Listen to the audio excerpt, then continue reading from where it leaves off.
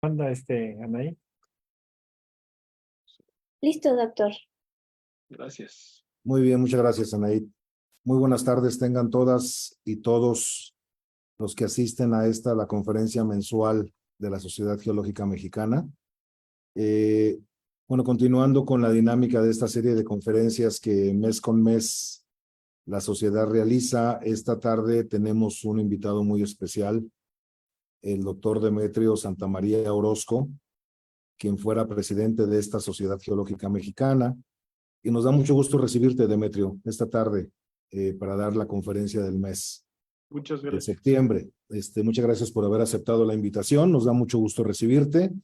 Y bueno, el doctor Demetrio Santamaría Orozco nos va a hablar sobre un tema muy importante, muy interesante. El título de su charla es El petróleo en la cuenca del sureste, un enfoque exploratorio a través de la geoquímica. Y antes de cederle el micrófono para que nos hable de este tema que se antoja que va a ser de mucho interés para muchos, voy a permitirme leer una breve semblanza de su carrera académica y empiezo comentando que Demetrio es originario del Distrito Federal, hoy Ciudad de México, es ingeniero geólogo por la Facultad de Ingeniería de la UNAM y maestro en ingeniería por la División de Estudios de Posgrado de la Facultad de Ingeniería también de la UNAM. Es además doctor en Ciencias Naturales por la Universidad Técnica de Aquisgrán, en Alemania. Cuenta con más de 40 años de experiencia, 3 en la iniciativa privada y 31 en el sector público, particularmente en el Instituto Mexicano del Petróleo, además de sumar 7 años de experiencia laboral en la UNAM. Fue investigador invitado por la Universidad de Trier y del Centro de Investigaciones Nucleares, KFA de Jülich, ambas en Alemania. Ha participado en 22 proyectos del Instituto Mexicano del Petróleo. En la mitad de ellos fue el jefe del proyecto. Ha escrito a la fecha 3 libros, 3 capítulos del libro, 20 artículos técnicos y 10 artículos de divulgación de la ciencia. Además, ha impartido más de 40 conferencias en México y en otros 7 países. Ha sido árbitro de revistas científicas nacionales e internacionales. Fue además instructor de una docena de talleres para nuevos talentos, más de 250 profesionales de Pemex e Instituto Mexicano del Petróleo, en sistemas petroleros y geoquímica orgánica del petróleo. Ha sido catedrático de posgrado de la Facultad de Ciencias Políticas de la UNAM, del Instituto Mexicano del Petróleo, de la Escuela Superior de Ingeniería y Arquitectura Plantel Ticomán del Instituto Politécnico Nacional. Actualmente, Demetrio es profesor de asignatura del posgrado del Centro de Investigaciones de Geociencias Aplicadas de la Universidad Autónoma de Coahuila y de la DEPFI de la UNAM. Fue presidente nacional de la Sociedad Geológica Mexicana, como lo mencioné al principio, presidente de la Delegación Ciudad de México de la Asociación Mexicana de Geólogos Petroleros, director en México de la Asociación Latinoamericana de Geoquímica Orgánica, director del Comité de Ciencia de la Tierra de la Unión Mexicana de Asociaciones de Ingenieros, miembro del Sistema Nacional de Investigadores y presidente de la Comisión de Especialidad en Ingeniería Geológica de la Academia de Ingeniería en México. En el 2023 recibió la distinción José Guadalupe Aguilera por parte de esta Sociedad Geológica Mexicana por su actuación sobresaliente en ciencias de la Tierra y el legado aportado a futuras generaciones. También en ese mismo año recibió el premio Manuel Rodríguez Aguilar de la Asociación Mexicana de Geólogos Petroleros por su distinguido papel a favor de la Asociación Mexicana de Geólogos Petroleros. Demetrio, para mí es un privilegio darte la bienvenida esta tarde a esta charla. Y sin más, te voy a ceder los micrófonos para que nos platiques sobre este interesante tema. Adelante, Demetrio, por favor. Pues, muchas gracias, Ricardo, y muchas gracias por esa presentación.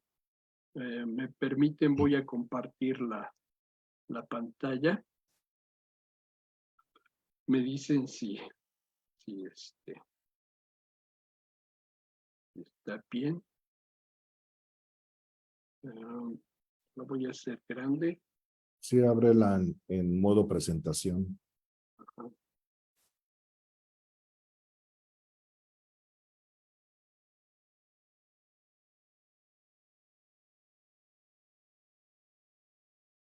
Ok. Ahora sí. Muy bien. El tema que hoy voy a tratar va a ser el petróleo en la cuenca del sureste, o las cuencas del sureste también conocidas, desde un enfoque de la geoquímica en la exploración. El objetivo de esta charla va a ser mostrar la evolución histórica, primero de la producción de aceite y gas que ha tenido México y la situación actual de reservas y cómo la exploración y la explotación han ido desarrollando estas cuencas del sureste, y después estimar el potencial petrolero que todavía tiene esta región, pero desde un enfoque geoquímico. Como ven en esta gráfica, de 1900 a nuestra fecha, a 2023, en rojo está la producción en millones de barriles de petróleo, y en color amarillo la producción de gas. Aquí cabe destacar que hasta finales de los 50 en realidad no había producción de gas, era prácticamente producción de aceite, por eso se va a planeta, ¿no? Y se ve un quiebre a partir de los años 70. Y por otro lado se ve un pico en los años 20, cuando México llega a ser el segundo país más importante del mundo en producción de petróleo, superando a Rusia. El primero era Estados Unidos. Pero después, ya en los años 70, 60, cuando se descubre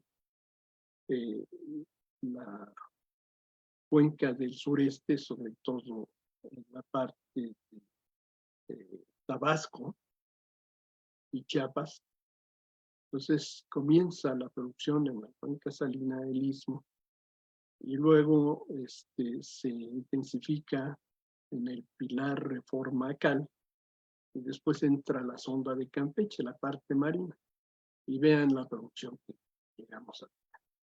Al principio, pues era la producción le pertenecía a empresas extranjeras.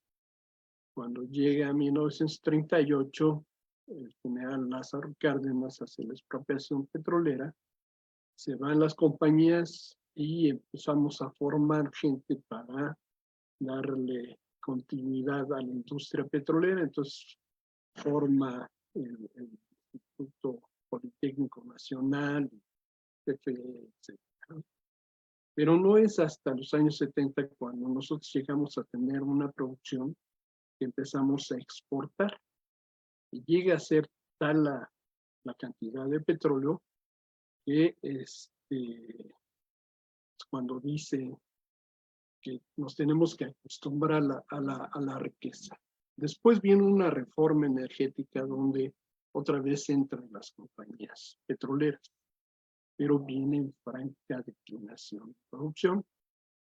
Este es el precio del barril de petróleo de 1988 a 2021, y cada sexenio, ahí están las siglas de los presidentes de este sexenio, y como ven hay un pico muy fuerte en esta parte,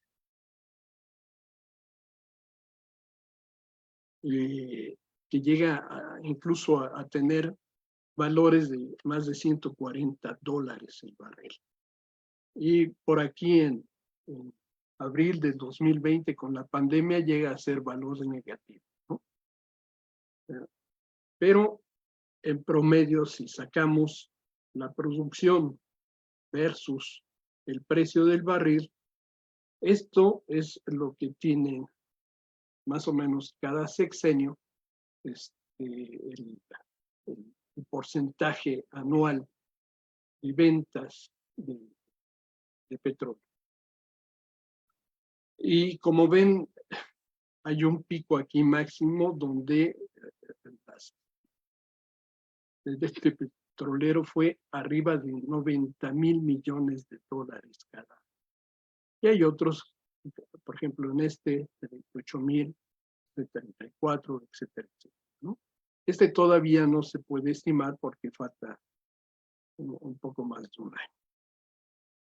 Ok. Por otro lado, las reservas, cuando empiezan a cuantificarse,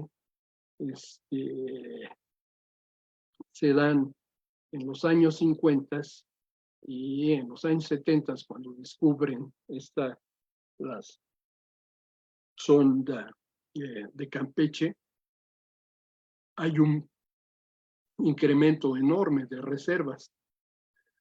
Pero originalmente no se diferenciaba la 1P, la 2P y la 3P, y luego se empezaron a diferenciar, pero vean, una franca caída, y no recuperábamos, hasta últimamente hemos recuperado un poco las reservas, las 1P, pero son completas. En cuanto a los países, nosotros ocupamos el lugar número 20 actualmente, con datos del mes pasado. Ok, ¿dónde están localizadas las cuencas del sureste? Pues se ubica básicamente en el sur del Golfo de México y abarca la plataforma marina de los estados de Tabasco y Veracruz y Campeche, y la parte también terrestre, en la planicie costera, o sea, la parte de la plataforma marina hasta la Isobata 500, y ahí la podemos dividir en varias cuencas o subcuencas. Pero antes de continuar esto, vamos a dar un concepto básico, el del sistema petrolero.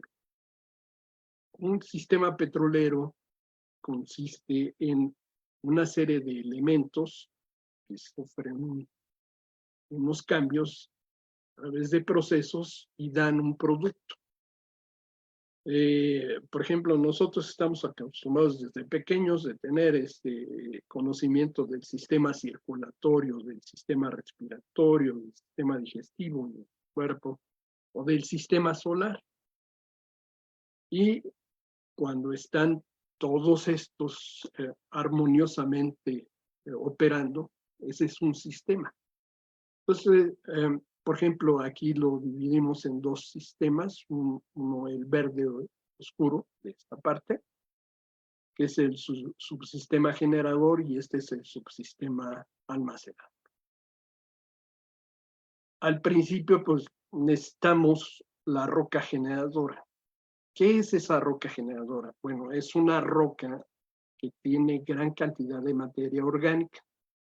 Esa materia orgánica que antes eran seres vivos, que se depositaron en una cuenca sedimentaria, pero que tuvieron la particularidad de no degradarse, no oxidarse. Y entonces se preservaron.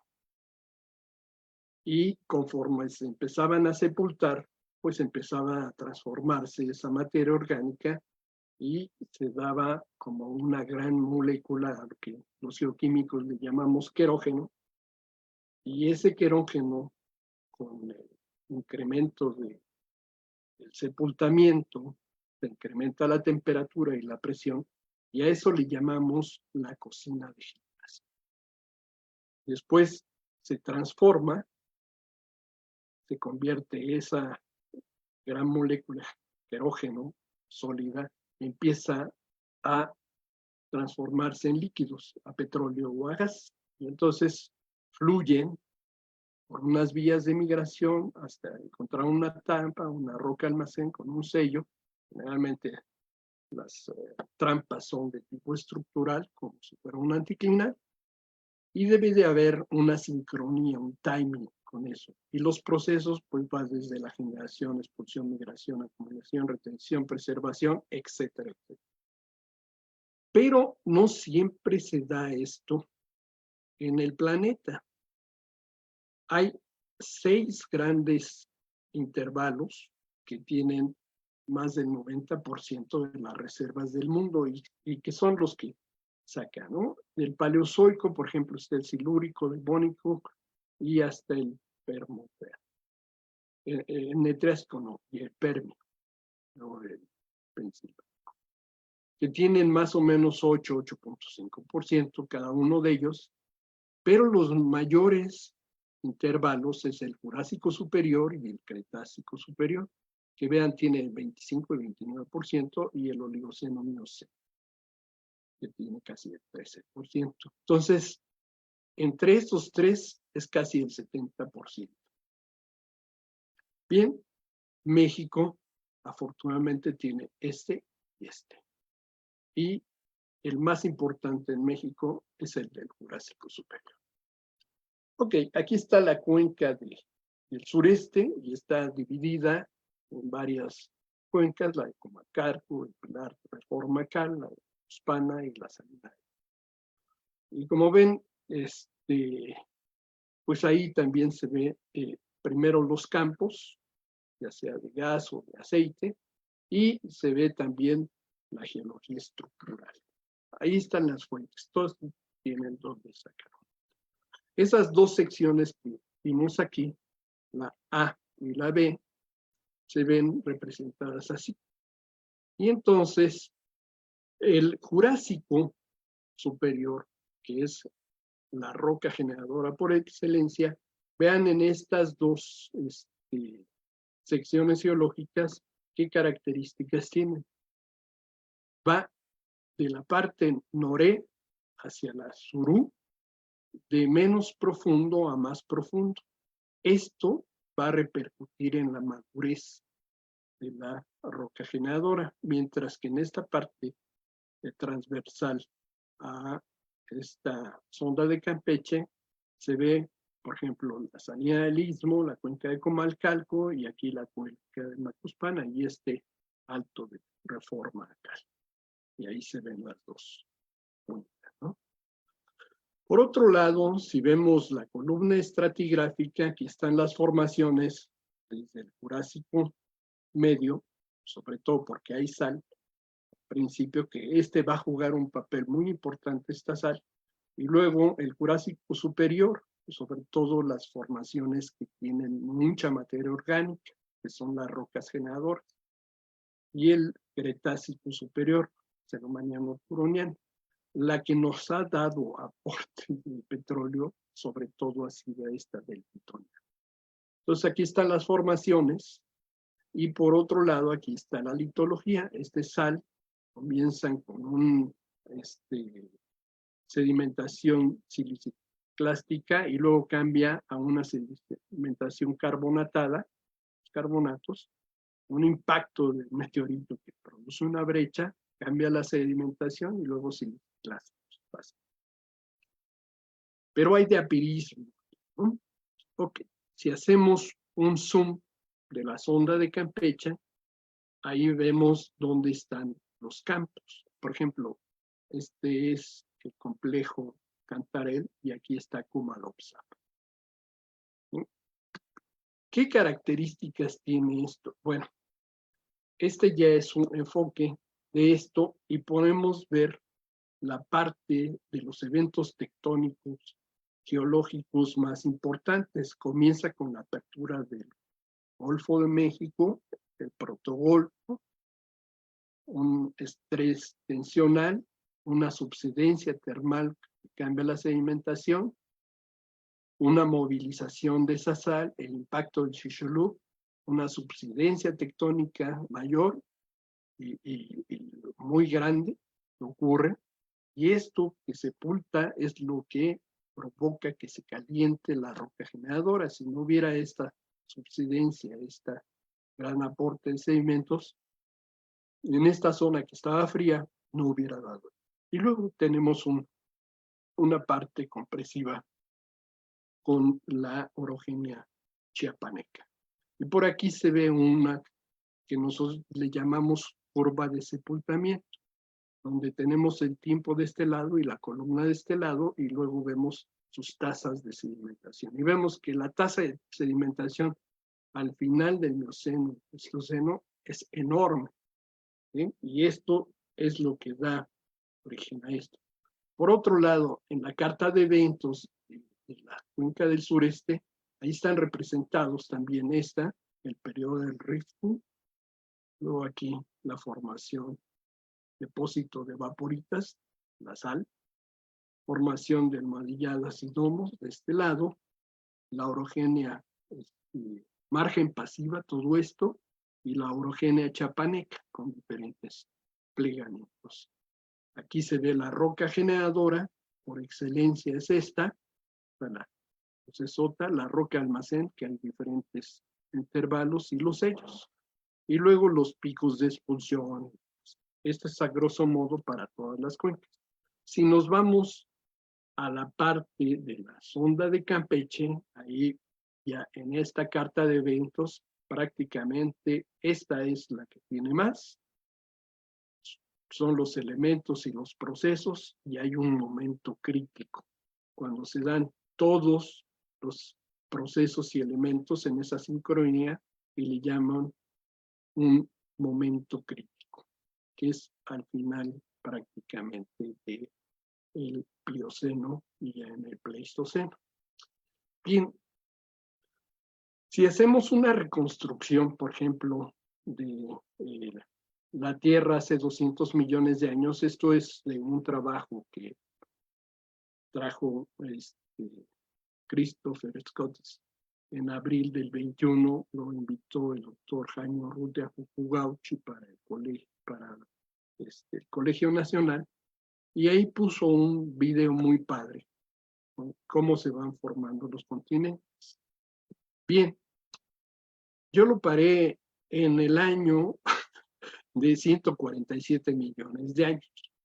¿Por qué? Porque es cuando tenemos al Jurásico Superior Antitoniano, aquí.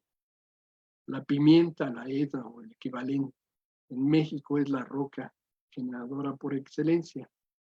Pero, más o menos en el Jurásico Superior también está la Smackover y todas estas en diferentes lugares del mundo, que como ven, por eso tiene el 25% de las reservas del mundo, ¿no? Como se vio en la gráfica anterior de estas barras. Bien. Por otro lado, dicen que estuvo pegado el bloque de Yucatán con la parte de sur de Norteamérica, y luego se empezó a abrir por un río. Entonces, ¿quién comienza con ese bloque de Yucatán? Moll en el 73 y el doctor Guerrero García, José Guerrero, el famoso Cepillo, habla de este bloque de Yucatán y de una rotación de 135 grados en sentido contrario a las manecillas del reloj. Ya en el 79 lo menciona Amos Salvador para sus reconstrucciones paleogeográficas, y en el 81-82 se empieza a difundir James Lee Pindell.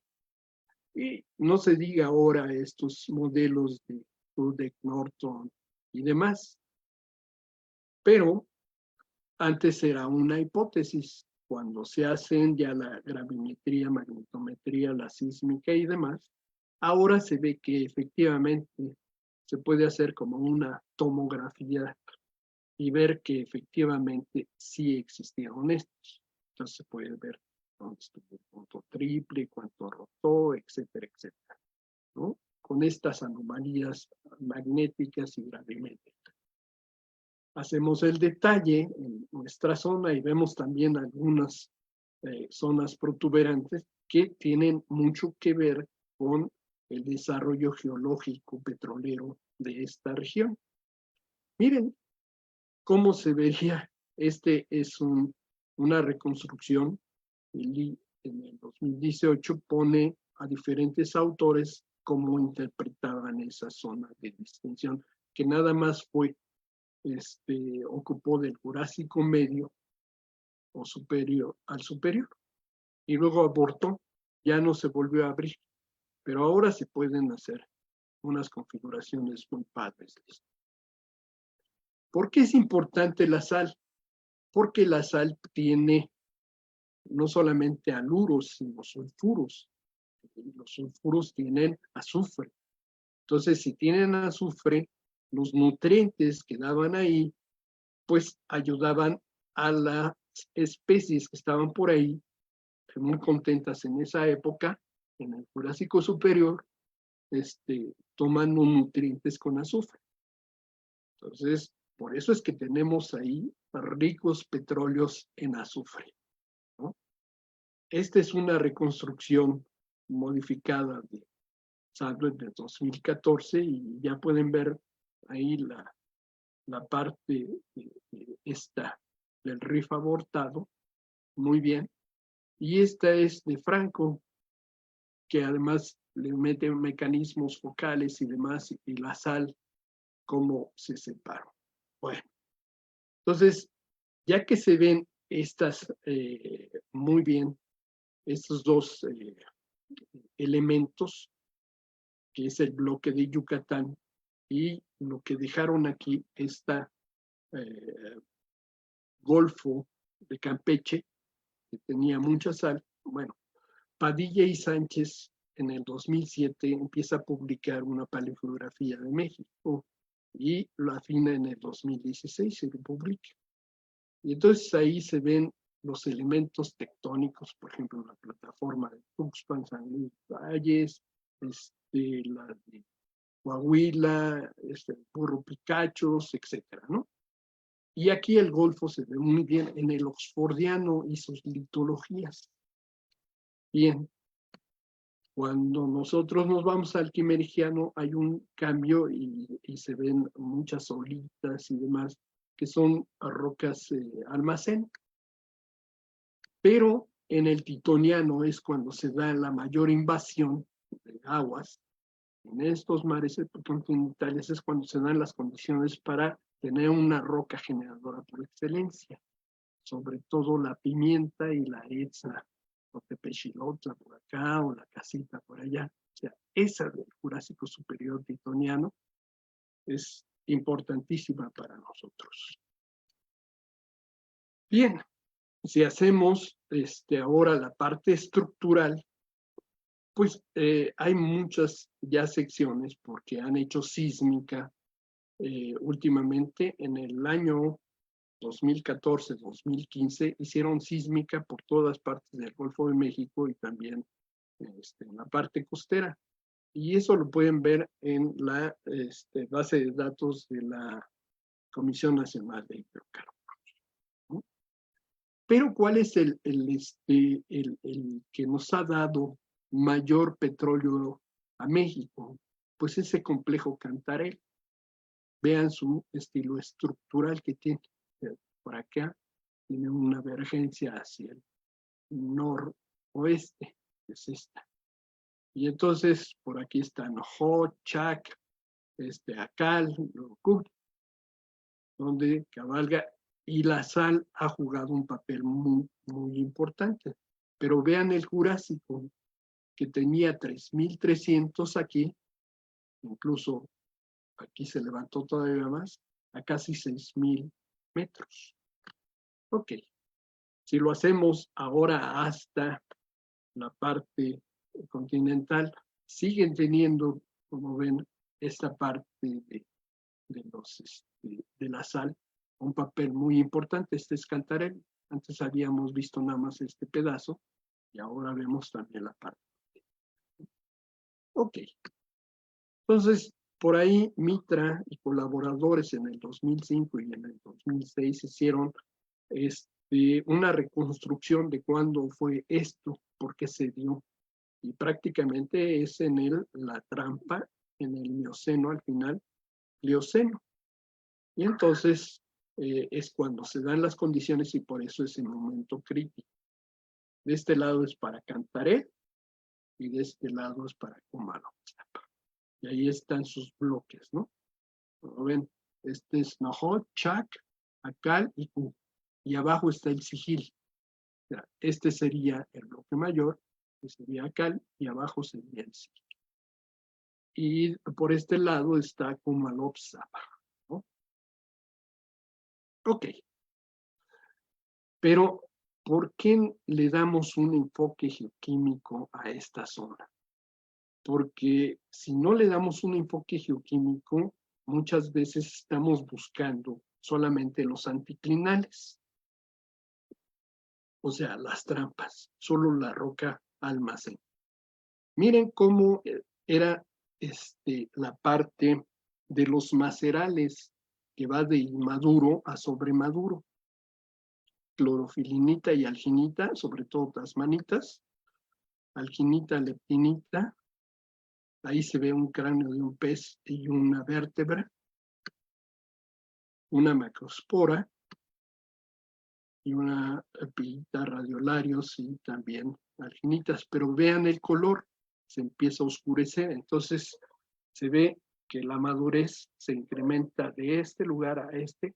Y por otro lado, en el oxfordiano tenían otro tipo de alginita, no eran tasmanitas, sino eran Botryococcus, eso lo vi en el microscopio. ¿Cómo caracterizamos una roca generadora?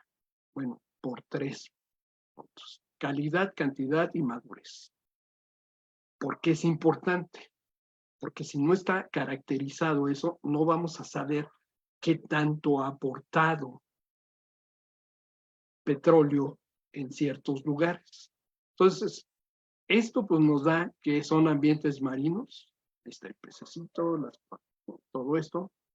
Es un querógeno tipo 2 rico en azufre, alginita, y está dentro de la ventana de generación. O sea, abarca desde inmaduro hasta sobremaduro. Y lo vamos a ver aquí. Si hacemos análisis Roqueval, vemos que abarca, es un querógeno tipo 2, que abarca desde inmaduro, en la parte norte, con altos valores del índice de hidrógeno, hasta sobremaduro, bajos valores. Entonces, esto es así de libro, ¿no?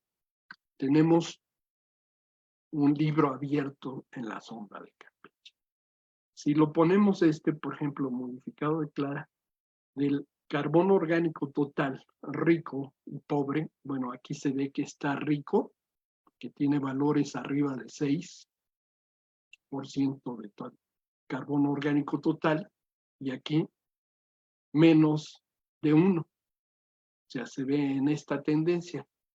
Les puedo comentar que yo llegué a obtener valores en esta región de acá, de 22% de carbono orgánico total, y aquí valores de 2 o 3%. O sea, era una zona muy rica, a pesar de que en esta parte estaba madura y en esta inmadura.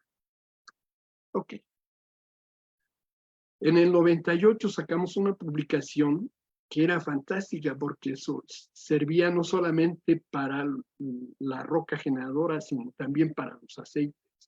Y fue porque teníamos ahí la característica de un compuesto que era rico en azufre, los dibenzothiofenos. Y entonces con ese sacamos el C3-DTI, que es un índice dibenzothiofeno, y coincidía perfectamente con los valores tanto de rocas como de aceites y como de algunos otros extractos de rocas de otros lugares. Entonces vimos que estaba padrísimo esto, ¿no? Entonces ya no solamente teníamos la reflectancia de vitrinita, el color de los macerales, la temperatura máxima de pirólisis, que son parámetros de madurez, sino teníamos este índice.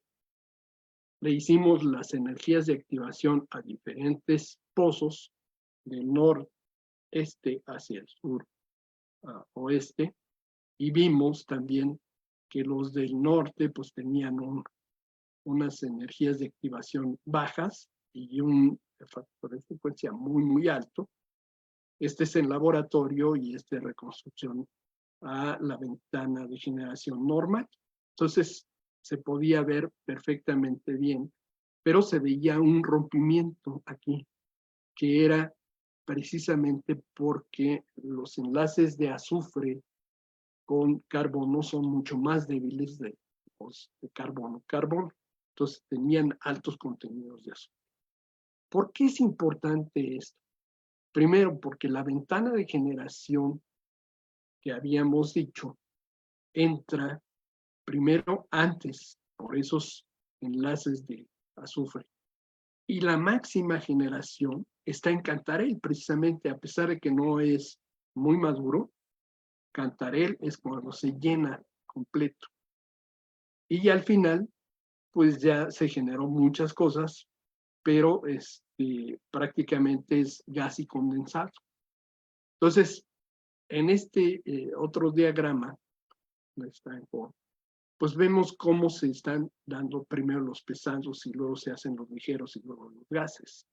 Entonces se ve muy padre estas dos, porque además la relación de transformación te dice cuándo ya tienes poco.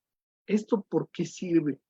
Porque si encontramos un yacimiento en algún lugar donde ya la ventana de generación está por encima, pues van a tener poca cantidad de petróleo, gas y condensado, porque no se dieron las condiciones. Entonces hay que ver dónde estamos perforando.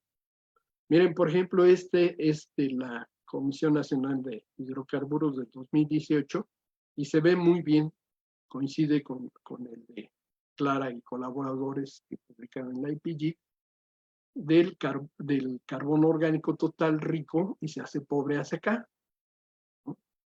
En esta parte marina. Y aquí el S2, que es el índice de hidrógeno, también rico a pobre. Se ve más o menos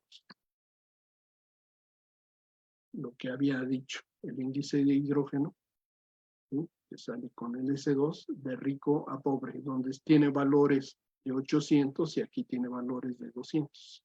Y la temperatura máxima de pirólisis va de inmaduro a sobremaduro. También se ve esa tendencia.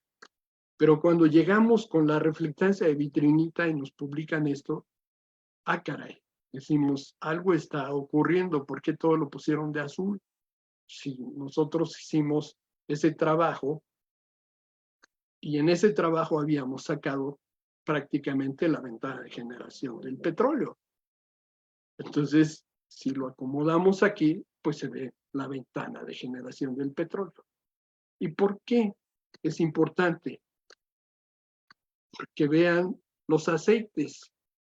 Van desde aceites con gravedades API de extremo pesados, de 10 grados API, hasta 40, 45 grados API. O sea, hay una correlación 1 a 1. ¿Esto qué quiere decir? Que la migración fue vertical. La roca generadora alimentó verticalmente a la roca almacén. Y se dio la máxima generación del petróleo aquí, donde está Cantarell precisamente, y un poco de Comalop, Urios, ¿no?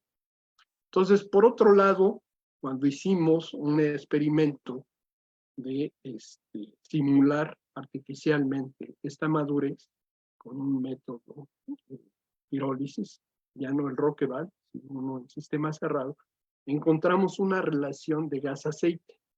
Y luego lo comparamos los datos del que habían obtenido en campo del gas-oil ratio o relación gas-aceite, tanto de nuestra publicación del 2003 como la publicación de Magus del 2001, y vemos que efectivamente hay una correlación de valores bajos hasta valores muy altos. O sea, coincide madurez con la gravedad API, con los valores de gas-oil ratio, del GOR, etcétera, ¿no?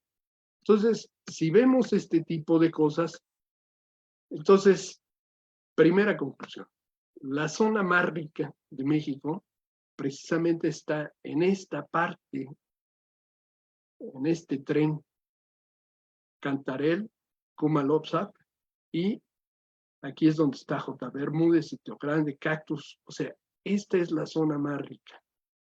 Segundo, todos estos pozos son los que se han perforado, y como ven, aquí se ven muy bien estas tendencias, y aquí está en Chiapas, en el cinturón plegado de Chiapas, y las cuencas del sureste, o la cuenca del sureste. Pero en esta parte es donde se da muy bien. Si ahora empezamos a perforar más allá de la sísmica, una buena interpretación de la sal, de las fallas, de los anticlinales, primero vean si tiene las condiciones geoquímicas para seguir perforando. Esto le reduce el riesgo, primero geológico y luego el riesgo. Hagamos estas preguntas. ¿Tiene roca generadora? ¿Cuánta riqueza tiene? ¿Qué tan madura está la materia orgánica que tiene esa roca generadora? ¿Qué tan profunda está la roca generadora y la roca almacén? ¿Cuánto petróleo puede haber generado la roca generadora en ese punto donde quieren perforar, que atrapó a la roca almacén? Entonces, perdón, estas serían las conclusiones.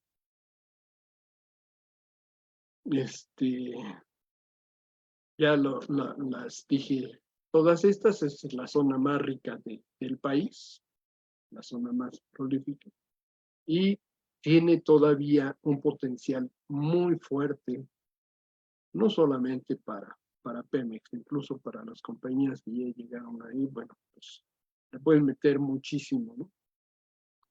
Más, ya se aumentó además la reserva.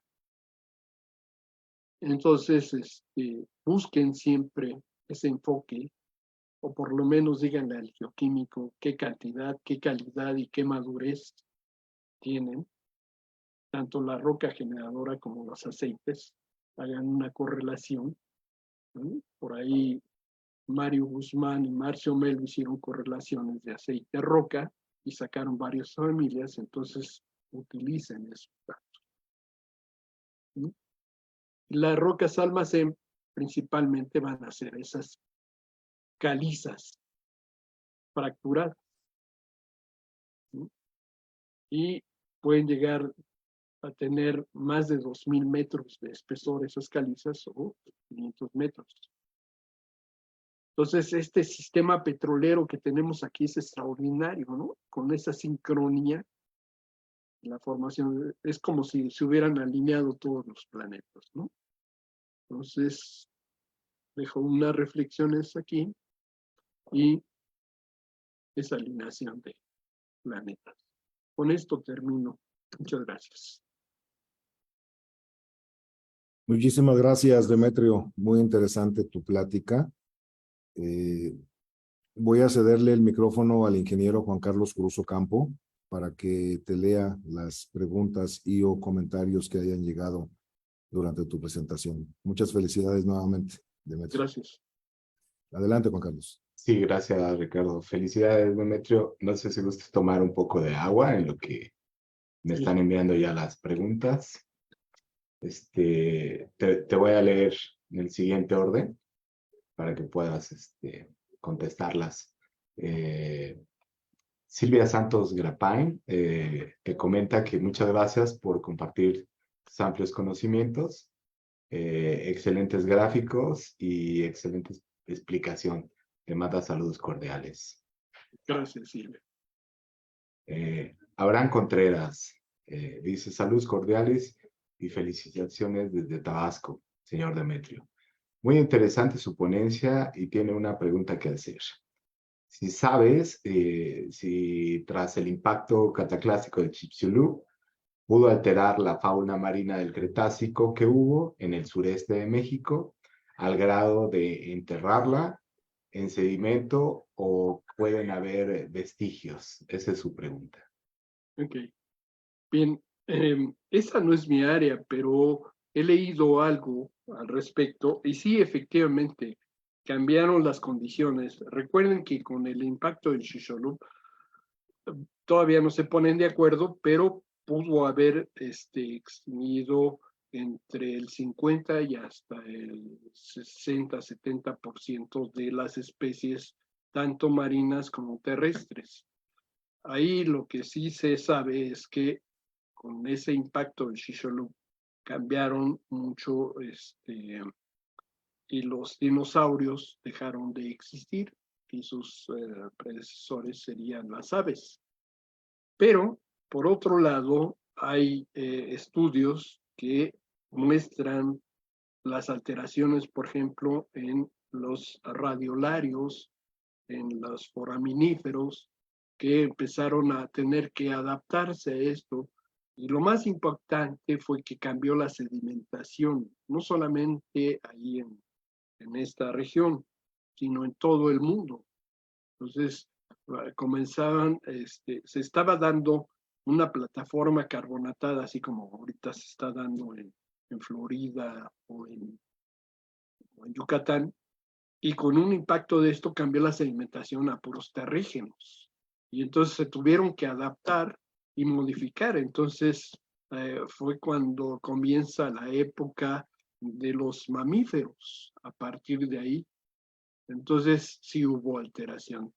Hay un trabajo, o varios trabajos que hicieron el grupo del IMP, Gustavo Murillo Muñetón, Esteban Cedirio Pardo, Manuel Grajales Nishimura y los paleontólogos Carmen Rosales Domínguez, Juan Bermúdez, etcétera, ¿no? Y ellos han encontrado todo eso y una de las que también ha estudiado un poco de esto es Silvia Santos, que incluso nos puede hacer comentarios más sobre esto. Con eso no sé si ya le contesté la pregunta. Gracias, Demetrio. Continúo. Nuestro colega y expresidente de la Sociedad Geológica Mexicana, el ingeniero Bernardo Martel, comenta: magnífica e ilustrativa presentación del potencial petrolero de las cuencas del sureste de México. Muy útil para los estudiantes de Ingeniería Petrolera y de Geología Petrolera de México. Te felicita. Gracias. Oliver Campos pregunta: bueno, excelente conferencia, excelentes mapas de madurez y explicación, sí, y explicación del sistema Pilar Reforma ACAL. Leo Pastrana dice: gracias a nombre de la carrera de Geociencias y alumnos de Geociencias del Tecnológico de Las Chapas, Veracruz. Igor Rubio también te felicita y te agradece mucho, maestro, debe ser su profesor. Eduardo González Partidas, también un colega de nosotros, comenta: cuando la roca madre es la misma que la roca almacén, ¿aumenta el potencial? Sí, pero recuerden que nuestro sistema petrolero tradicional era que teníamos una roca generadora, unas vías de migración, una roca almacén, una roca sello y una trampa. Cuando la roca madre es el sistema petrolero, eso quiere decir que la roca madre tiene todo el sistema petrolero. Ahí mismo están todos y la sincronía, ¿no? Y por supuesto que el problema es que la roca generadora tiene poca permeabilidad, poca porosidad y por eso es que no sale. Ojo, generalmente se dice que es impermeable la roca generadora. También es algo que no es del todo cierto. ¿Por qué? Porque ¿quién alimentó a la roca generadora? Pues la roca madre. O sea, tuvieron que generar, expulsar y migrar los hidrocarburos desde la roca madre. Entonces, poco a poco iban llenando eso. Pero algo siempre se va a quedar ahí. Y es como un campo. Vamos a poner el campo Cantarell. El campo Cantarell originalmente tenía 18,000 millones de barriles. Una cifra, ¿no? Y de esos 18,000 millones de barriles sacaron, no sé, 10,000 millones de barriles. Todavía quedaron 8,000 millones de barriles ahí. Eso quedaron ahí porque no pueden salir.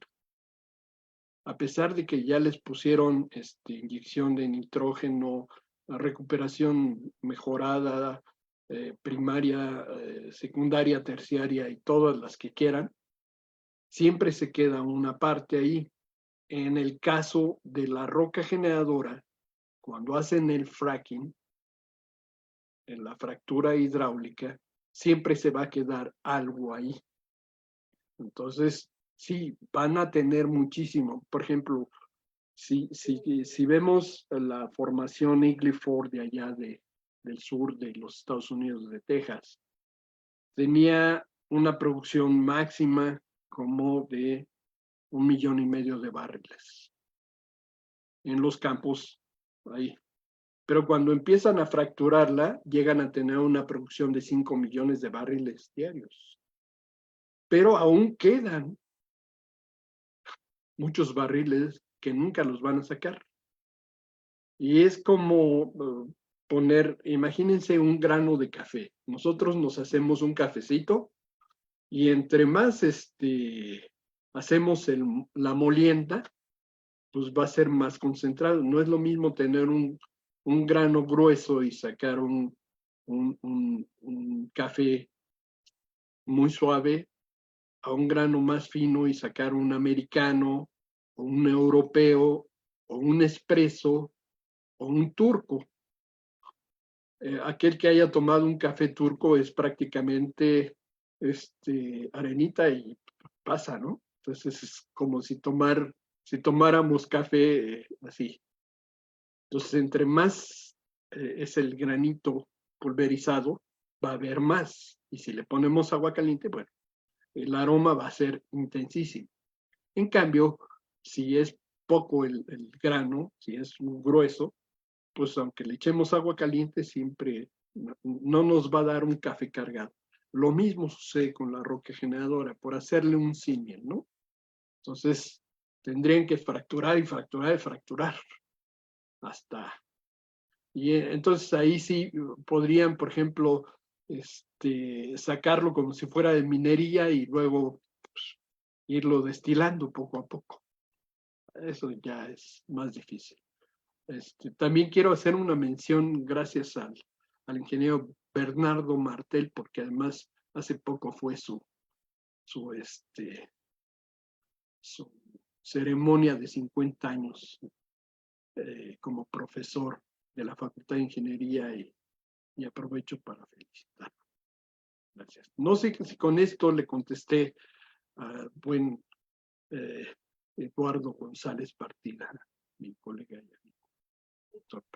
Ok, continúo con otras preguntas que tenemos. Adelante. Demetrio.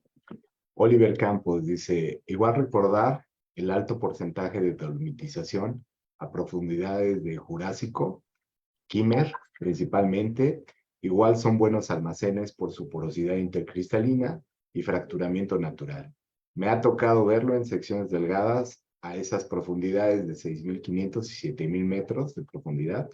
Se observa la impregnación de aceite en casi todo el intervalo y la cromatografía corresponde a indicadores de hidrocarburos húmedos. Bueno, ese es un comentario que hace, ¿no? En general. Sí, eso es importante porque el quimerigiano generalmente está abajo del titoniano. Digo, si no estuviera plegada la sección, ¿no? Pero o sea, el intervalo quimerigiano está antes que el titoniano. Bueno, la idea es que los hidrocarburos migran generalmente en sentido vertical, pero no necesariamente. Recuerden que también pueden migrar a zonas de menor presión, y si abajo está menor presión, migran hacia abajo y se llena. Lo más normal es que tengan una migración vertical, pero también puede ocurrir una migración vertical en el otro sentido, si está menos presurizado que eso. ¿Sí? Adelante. Okay. Samantha Hernández Azuara te saluda, te dice, doctor Demetrio, muchas gracias por tu ponencia. Y dice, mi duda es si hay una similitud entre la madurez de la roca generadora del campo Cantarell con los campos Keski e Ixachi. Muchas gracias. Lo que los hace, el enlace entre ellos es la roca generadora.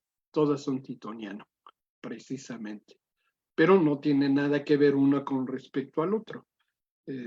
Nada más es que son rocas del titoniano, la roca generadora. En eso se pueden hermanar, pero tienen historias geológicas totalmente diferentes, ¿no? Una es marina, la otra es terrestre, una es a 2.000 metros, 2.500 metros de profundidad y la otra está casi en 8.000 metros, etcétera, etcétera, ¿no? Son una con una gran deformación y la otra no tanto, una con mucha sal y la otra no tanto, etcétera. Sí. Okay. Bueno, Geología y Tesis, excelente conferencia. Felicitaciones, doctor Demetrio. Ricardo Luna, desde Guanajuato. Maida Lam, muy interesante la información de esta conferencia.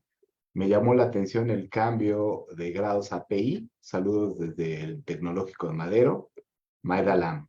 Ricardo Flores, felicitaciones. Magnífica conferencia. Muchas gracias. Saludos a todos.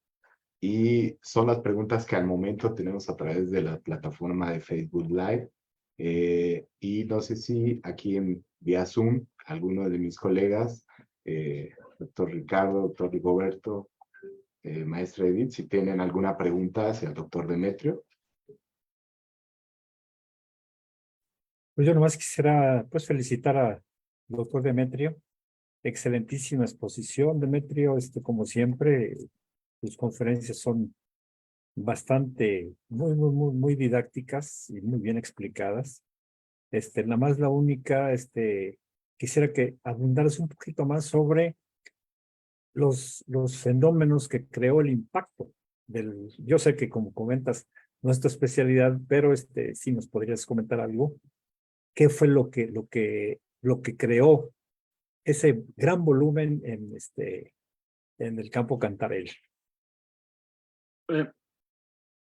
El volumen de hidrocarburos. Exactamente, sí. Bueno, primero, lo que generó el gran volumen de Cantarell no fue un impacto tanto, porque más bien ahí es porque ahí está la ventana de generación, porque hay muchos, o sea, el Xixolú y la brecha abarca desde Yucatán hasta prácticamente todo el Golfo de México, una gran parte del Golfo, y Cuba y demás. Pero como ahí estaba la ventana de generación y fue cuando se empezó a llenar, que fue en el Mioceno, y además que había una brecha, pues se empezó a llenar mucho ahí. Y se empezó a llenar mucho porque tenía mucho fracturamiento esa parte, pero los otros campos también tenían esa brecha, nada más que no estaban en esa parte de la ventana de generación. ¿Sí? Ahora, recuerden que cuando pega son diferentes tiempos, ¿no? Cuando pega el Xixolú es en el límite KP, que es Cretácico Paleoceno, antes KT, Cretácico Terciario. Hace 65.6 millones de años, algo así. Todavía no se ponen exactamente de acuerdo. Más o menos 2 millones de años o 200,000 años es lo mismo, ¿no? Pero en esa época, cuando sucede ese impacto, prácticamente en un segundo cambia la faz de la Tierra. O sea, en los primeros 7 minutos que ocurre ese impacto, se levantan unos tsunamis de casi 1 kilómetro. Avientan, eyecta estas partículas y le dan la vuelta al mundo, ¿no? Se genera una como superbomba atómica y queman todo. Mueven toda la corteza, no solamente la tectónica de placas de la placa norteamericana, sino de todas las placas. O sea,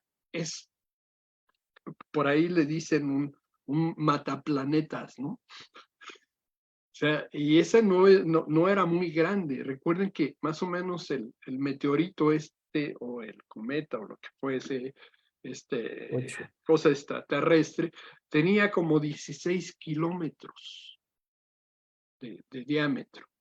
16 kilómetros es menos de lo que tiene Manhattan, ¿no? Es menos de lo que tiene la Ciudad de México, de CU, por ejemplo, al viaducto, o así, póngale, esos 16 kilómetros son una masa de ese diámetro. Y provoca tal alteración que cambia clima, cambia salinidad, cambia todo.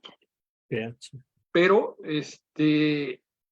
provoca esa brecha, que esa brecha cuando sigue sepultándose, la porosidad y la permeabilidad no cambia mucho, porque pues quedaron pedazotes como si fuera una brecha sedimentaria, pero en este caso es una brecha tectónica, no, es una brecha de un impacto de un objeto extraterrestre.